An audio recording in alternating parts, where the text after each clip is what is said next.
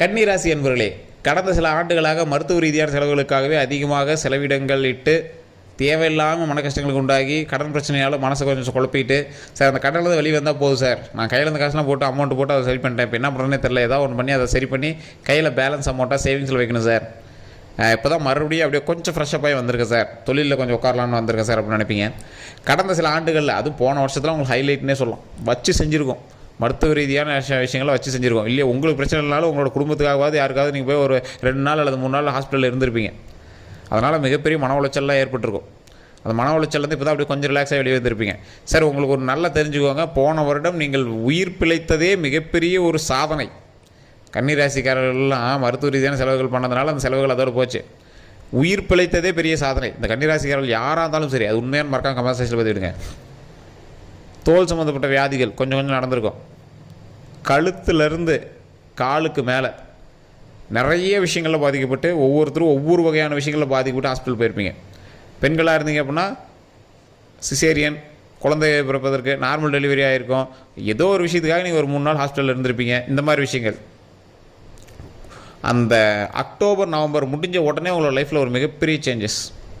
2024 அந்த October November முடிஞ்சோடனே உங்களுக்கு மிகப்பெரிய சேஞ்சஸ் நடந்திருக்கும். அப்படியே வாழ்க்கையை உங்களை திருப்பி போட்டு அப்படியே உங்களை காப்பாற்றி கொண்டு வந்திருக்கும். அந்த உயிர் பிழைச்சது நீங்கள் ஒரு செகண்ட் அப்போ யோசிச்சிருப்பீங்க, உயிர் பிழைச்ச ஒரு ரூமெல்லாம் அப்போ யோசிச்சிருப்பீங்க. கடவுள் புண்ணியத்தில் உங்களை உயிர் காப்பாற்றி கொடுத்துருக்குன்னே சொல்லலாம். ஸோ இந்த மாதிரி இருக்கக்கூடிய இந்த கன்னிராசி என்பர்கள் கடந்த சில ஆண்டுகளாக கடன்களையும் தேவையில்லாத மன உளைச்சல்களையும் தேவையில்லாத உடல் நல குறைவினாலையும் இருந்த நீங்கள் இனி வரக்கூடிய காலங்களில் மகிழ்ச்சியை மட்டுமே சுவாசிக்கக்கூடிய ஒரு முக்கியமான ராசியாக வர்றதுக்கு மிகப்பெரிய ஒரு வாய்ப்பு இருக்குது. வாய்ப்புலாம் இல்லை, கன்ஃபார்ம் நடக்கும். இந்த ராசினர் கண்டிப்பாக ஒன்று பண்ணிக்குவாங்க. இப்போ இருக்கிற நிலைமையிலிருந்து உங்களுக்கு நன்மை மட்டுமே நடக்கணும் அப்படின்னா தயவு செஞ்சு ஒரு டைம் ஜாதகம் பார்த்துக்கோங்க. உங்களுடைய லோக்கலில் இருந்தாலும் சரி, இல்லை வேறு எங்கே இருந்தாலும் சரி. கன்னிராசியை பொறுத்த வரைக்கும் சார், இவங்களோட பண்பு நலன்கள் அப்படின்னு பார்த்தீங்கன்னா ஒரு வித்தியாசமான ராசி. அதனால தான் நான் ஜாதகம் பார்த்து சொன்னேன். நம்பருமே டிஸ்கிரிப்ஷனில் கொடுத்துருக்கேன், ஸ்க்ரீன்லேயும் கொடுத்துருக்கேன். சார், இது என்ன ஃபோன் பண்ணுறதுக்காகவே சொல்கிறீங்களா அப்படின்னா, நீங்கள் அப்படி நினச்சிட்டாலும் பரவாயில்ல, அப்படின்னா லோக்கல் ஒரு டைம் ஜாதகம் பார்த்துக்கோங்க. கடந்த ஆண்டு உங்களுக்கு மருத்துவ ரீதியான செலவுகளால் தேவையில்லாத சண்டை சச்சரவுகளோ இல்லை பண விஷயங்கள் விரயங்களோ நிறைய உங்களுக்கு நடந்திருக்கும். அதெல்லாம் தூக்கி போட்டுருங்க. இதுக்கு மேலே எல்லாம் சரியாக போச்சு. அதில் நீங்கள் தப்பிச்சு வந்ததே பெரிய விஷயம். வீடு மாற்றம் போன வருடத்துலேயே பார்த்திங்கன்னா வீட்டில் ஆல்ட்ரேஷன் பண்ணியிருப்பீங்க. வீடு மாற்றத்தை விட வீடு ஆல்ட்ரேஷன் பண்ணியிருப்பீங்க. அதன் மூலமாக சின்ன சின்ன வாஸ்து பிரச்சனை அப்படி இப்படிலாம் சொல்லியிருப்பாங்க. அதெல்லாம் ஒன்றும் கிடையாது. உங்களுடைய காலகட்டத்தின் பார் தசாபத்தின்படி உங்களுக்கு சின்ன சின்ன வேரியேஷன் நடந்ததுனால ஹாஸ்பிட்டல் போயிட்டு வரக்கூடிய நேரம், அதனால் ஹாஸ்பிட்டல் போயிட்டு வந்துட்டீங்க. அவ்வளோதான். இதுக்கு மேலே எந்த பிரச்சனையும் கிடையாதுங்க. நீங்கள் தற்போதைய நிலைமையில் செய்ய வேண்டிய ஒரு விஷயம் என்ன அப்படின்னா, ஒரு டைம் ஜாதகம் பார்த்துட்டு திருமண தடை இருக்கிறவங்களுக்கு ஒரு சின்ன பரிகாரம்னு சொல்லுவாங்க, அதை செஞ்சுக்கலாம். இந்த திருமண தடை இருக்கிறவங்க மேல்மலையனூர் கோயில் கண்டிப்பாக போயிட்டு வாங்க. கன்னிராசியில் திருமண தடைக்கு மட்டும் நான் சொல்கிறேன். அதே மாதிரி குழந்தை பேர் இல்லாதவங்க பழனியில் இருக்கக்கூடிய திரு ஆவினங்குடி கோயிலுக்கும் மேல்மலையனூர் கோயிலுக்கும் போயிட்டு வாங்க. இது 2 பேர் நான் தெளிவாக சொல்கிறேன். தொழில் ரீதியான விஷயங்களில் உங்களுக்கு கொஞ்சம் கொஞ்சமாக தான் இதுக்கு மேலே ஏறும். இது நீங்கள் நேரடியாகவே உணர்ந்திருப்பீங்க. போன அக்டோபர் நவம்பருக்கு பிறகு தான் ஓரளவுக்கு கொஞ்சம் லாஸை சந்தித்து அந்த லாஸில் முடங்கியிருப்பீங்க. உங்களுடைய மிகப்பெரிய ப்ராப்ளம்லாம் பார்த்திங்கன்னா தொழிலில் நிறைய லாக் ஆகிருக்கும். ஏதோ ஒன்று புதுசாக உருவாக்கியிருப்பீங்க, அதன் மூலமாக பணத்தை போட்டிருப்பீங்க. என்ன பண்ணுறதுனே தெரியாமல் பணத்தை போட்டு உட்காந்துருந்துருப்பீங்க. ஸோ அதில் என்ன பண்ணுறதுன்னு தெரியாமல் தவிச்சிட்டு இருக்கும்போது அப்படியே லைட்டாக பிளிங்க் அடிக்கிற மாதிரி, இப்போ தாண்டா நானே வந்திருக்கேன், கொஞ்சம் அப்படியே வெயிட் பண்ணுங்கடா அப்படிங்கிற மாதிரி ஒரு தொழில் அப்படியே லைட்டாக அப்படியே மினுமினுத்துட்டு வருவீங்க. அந்த தொழிலில் லைட்டாக அப்படியே மினுமினுத்துட்டு வரும்போது என்னடா பண்ணுறது அப்படின்னு யோசிச்சுட்டே இருக்கும்போது கடவுளாக பார்த்து உங்களுக்கு கொடுக்கக்கூடிய ஒரு வரப்பிரசாதம் தான் தற்போதைய ஒரு வாய்ப்பு. தொழிலில் சக்ஸஸ் கொஞ்சம் கொஞ்சமாக ஸ்டெப் எடுத்து வச்சிங்கன்னா மிகப்பெரிய சக்ஸஸ். இந்த சக்ஸஸ் எதை நோக்கி பிரயாணிக்கும் சார்? இந்த சக்ஸஸ் எதை நோக்கி பிரயாணிக்கும் அப்படின்னா உங்களுக்கு மிகப்பெரிய பண வரவை கொடுக்குறதுக்கு பிரயாணிக்கும். போன வருஷம் எவ்வளோலாம் செலவு பண்ணீங்களோ அதை விட 100 மடங்கு லாபத்தை எடுப்பீங்க. சார், போன வருஷம் இவ்வளோலாம் தேவையில்லாமல் செலவு பண்ணுறேன் சார், இதுக்கு மேலே அந்தளவுக்கு லாபத்தை கடவுள் நமக்கு கொடுக்க போகிறார். எவ்வளோ பணம் வரவு, அவ்வளோ பண வரவும் நமக்கு கொடுக்க போகிறார். இதுதான் ஹைலைட். இந்த பணவரவு எதை நோக்கி பிரயாணிக்க போகுதோ அதுதான் மிகப்பெரிய சக்ஸஸ். இந்த பணவரவு எதை நோக்கி பிரயாணிக்க போகுதோ அதுதான் உங்கள் சக்ஸஸ். சார், புரியலையே சார். இப்போ வரது பார்த்திங்களா, இப்போ உங்களுக்கு ஒரு சக்ஸஸான பீரியடில் ஒரு தொழில் செய்ய போகிறீங்க. அந்த தொழிலில் இத்தனை நாள் நஷ்டத்தையே சந்திச்சிட்டு இருந்தீங்க. இப்போ அதில் ஒரு பணம் வரப்போகுது. அந்த பணத்தை எடுத்துகிட்டு போய் ஒரு விஷயத்தில் போட போகிறீங்க. அது எதெல்லாம் வருதோ அதில் மேல் சக்ஸஸ். சார் அதை எடுத்து கடனாகவே போதுமே சார், எங்கே சார் அதில் எடுத்து இப்போ பிஸ்னஸ் பண்ணுறது? சார் கடனை கட்டினீங்க அப்படின்னாலும் உங்களோட லைஃப்பில் வந்து அதுக்கு அடுத்து பிரச்சனை கிடையாது இல்லை, உங்களோட கடனை வந்து கிளியர் பண்ணிட்டீங்க அப்படின்னு தான் அர்த்தம். ஸோ அதனால் தற்போதைய நிலைமையில் உங்கள் கையில் இருக்கிற லேண்டோ இல்லை ஏதோ ஒன்று வந்து சேல் பண்ணிட்டு கூட கடன் அடைக்கலாம் அப்படின்னு நீங்கள் வந்து நினைப்பீங்க. பொறுமையாகவும் பண்ணலாம். கொஞ்சம் அப்படியே ஒரு சின்ன சின்ன விஷயத்தை ஸ்டெப் எடுத்துகிட்டே வந்தீங்க அப்படின்னா ஆட்டோமேட்டிக்காக நன்மை நடப்பதற்கான ஒரு காலகட்டம் அப்படிங்கிறதுனால எந்த ஸ்டெப்பையுமே கொஞ்சம் யோசிச்சு பண்ணிங்க அப்படின்னா உங்களுக்கு வந்து சக்ஸஸ் தான்.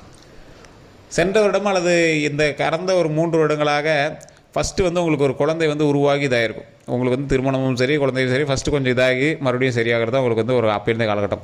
அதற்கு பிறகு 2024 உங்களுக்கு குழந்தை பிறந்திருக்கும். 2024 குழந்தை பிறந்தவங்களாம் இனி வரக்கூடிய வாழ்க்கை மகிழ்ச்சியான வாழ்க்கை அப்படின்னு சொல்லலாம். உங்களுடைய பிரச்சனைகள் எல்லாம் அன்னையோட சால்வ்டு.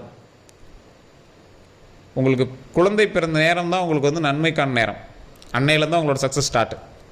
யாரில் 2024 குழந்தை பிறந்தது அப்படின்னு இருக்காங்க கமெண்ட் செக்ஷனில் போயிருங்க. அதுக்கு முன்னாடி 2023 அல்லது 2022 வந்து பார்த்திங்கன்னா சின்ன சின்ன கருவுற்று இதாக இருப்பீங்க.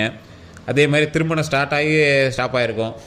காதல் திருமணமாக ஒவ்வொருத்தருக்கு அமைஞ்சிருக்கும். மதம் அல்லது ஜாதி விட்டு ஜாதி இந்த மாதிரி ஏதோ ஒரு விஷயம், இன்டர்காஸ்ட் மேரேஜ் இந்த மாதிரி தான் உங்களுக்கு வந்து நடந்திருக்கும்.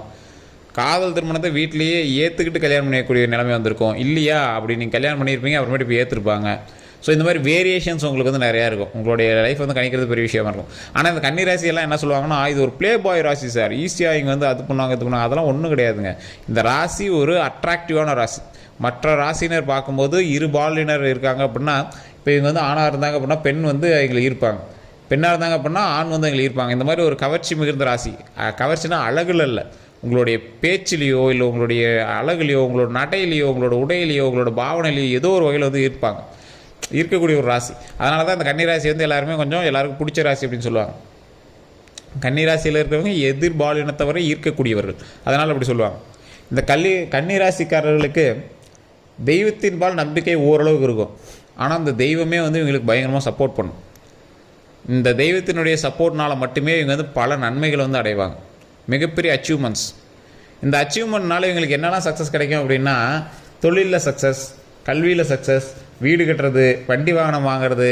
சார் ஒரு எக்ஸாம்பிளுக்கு சொல்கிறேன்னா, இனி வரக்கூடிய காலகட்டங்களில் மிகப்பெரிய மண்டபமோ அல்லது வீடோ கட்டக்கூடிய ஒரு நேரம். 2-3 கிரயங்கள் இந்த 2 வருடத்தில் நீங்கள் வந்து பண்ணக்கூடிய ஒரு நேரம். நிலம் வாங்கக்கூடிய ஒரு நேரம். கிரயம் பண்ணுறதுனா ஒரு 2-3 நிலம் வந்து வாங்கக்கூடிய ஒரு நேரம். அதே மாதிரி 2-3 கிட்டத்தட்ட ஒரு 5-6 கிரயமே நடக்கிறதுக்கான வாய்ப்புகள் இருக்குது. அதே மாதிரி வண்டி வாகனங்கள் நிறையா, சொகுசு வண்டி வாகனங்கள் வாங்கக்கூடிய ஒரு நேரம். 2 வீலராவது வாங்குவீங்க மினிமம், இல்லையா? போன டைம் வாங்கியிருந்தீங்க அப்படின்னா மறக்காமல் சொல்லுங்கள்.